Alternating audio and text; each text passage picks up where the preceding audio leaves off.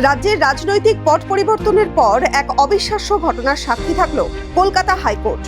দীর্ঘদিনের রাজনৈতিক পরিচয় সরিয়ে রেখে সম্পূর্ণ নতুন অবতারে দেখা দিলেন তৃণমূল সুপ্রিমো মমতা বন্দ্যোপাধ্যায়। বৃহস্পতিবার সকালে সাদা শাড়ির উপর কালো কোট পরে তিনি হাজির হয়েছিলেন হাইকোর্টে। সওয়াল করলেন এজলাসে, কিন্তু শুনানি শেষে হাইকোর্ট থেকে বেরোতেই পরিস্থিতি হয়ে উঠল অগ্নিগর্ভ। তাকে ঘিরে উঠল চোর চোর স্লোগান।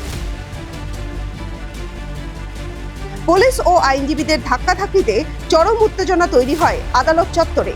সেই এক্সক্লুসিভ ফুটেজ দেখুন এই সময় লাইভে। এবং একটা স্লোগানিং এর পরিস্থিতি তৈরি হয়েছে। আমরা দেখলাম যখন মমতা বন্দ্যোপাধ্যায় নেমে আসছেন তখন স্লোগান দেয়া হয়। যখন তিনি বেরিয়ে আসছিলেন আদালত পক্ষ থেকে তখনও আমরা দেখেছিলাম স্লোগান কে যখন মমতা বন্দ্যোপাধ্যায় বেরিয়ে আসেন তখনও আদালতের সামনে, কলকাতা হাইকোর্টের সামনে রীতির মতো ধস্তাধস্তির পরিস্থিতি তৈরি হয়।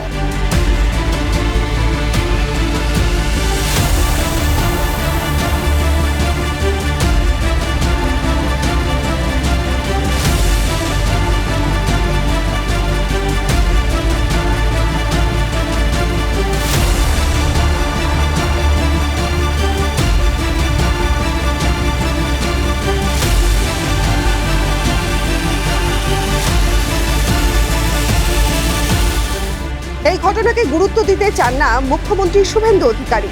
তবে হাইকোর্টের এই ঘটনাকে কটাক্ষ করেছেন রাজ্যের মন্ত্রী দিলীপ ঘোষ। পাশাপাশি এই ঘটনার সমালোচনা করেছেন বিজেপি রাজ্য সভাপতি শ্রমিক ভট্টাচার্য। এইসব প্রশ্নের উত্তর দেওয়ার মতো আমার সময় নেই।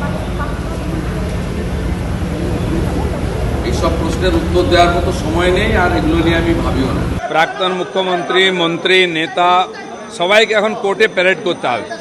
যা অপরাধ অন্যায় করেছেন তার হিসাব কোর্টে হবে। রাজ্যের প্রাক্তন মুখ্যমন্ত্রী, একজন মহিলা মুখ্যমন্ত্রী, তাকে দেখলে মানুষ রাস্তায় চোর চোর বলে স্লোগান দেবে। এই কাজ বিজেপি করে না, এই পরিস্থিতিও বিজেপি তৈরি করেনি। এই পরিস্থিতি যদি তৈরি হয়ে থাকে তার জন্য দায়ী তৃণমূল কংগ্রেস। কৃতকর্মের ফল তো সবসময় পিছু ছাড়ে না। তবে এ ধরনের ঘটনা যাতে না হয়, সুস্থ স্বাভাবিক সমাজ সেটাই চায়।